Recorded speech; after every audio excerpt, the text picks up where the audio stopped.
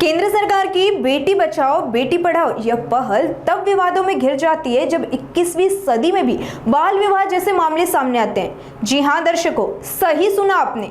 चोपड़ा तालुका से एक बाल विवाह की वारदात सामने आ रही है, जहां पिछले वर्ष यानी ही 2025 में एक नाबालिग लड़की का उसके परिवार ने विवाह करा दिया था, जिसके बाद वह गर्भवती हो गई।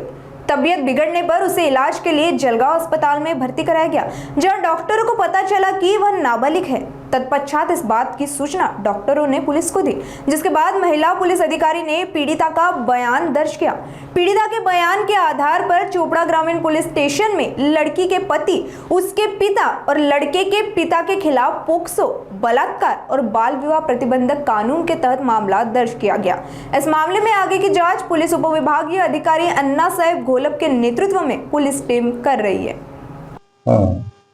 चोपड़ा ग्रामीण पोलीस स्टेशनच्या हद्दीत राहणारी एक पीडित अल्पवयीन मुलगी ही प्रेग्नंट होती आणि ते डिलिव्हरीसाठी सिव्हिल हॉस्पिटलला जळगावला ॲडमिट झाली।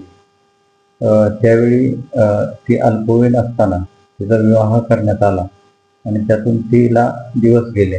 ही गोष्ट निदर्शनास आली। डॉक्टरनी आम्हाला इन्फॉर्म केलं, त्याप्रमाणे आमचे महिला अधिकारी गेले, संबंधित पीडितेचा जबाब नोंदवला आणि त्यावरून पोस्को ॲक्ट, बलात्कार, बालविवाह या कायद्याखाली आम्ही गुन्हा दाखल केलेला।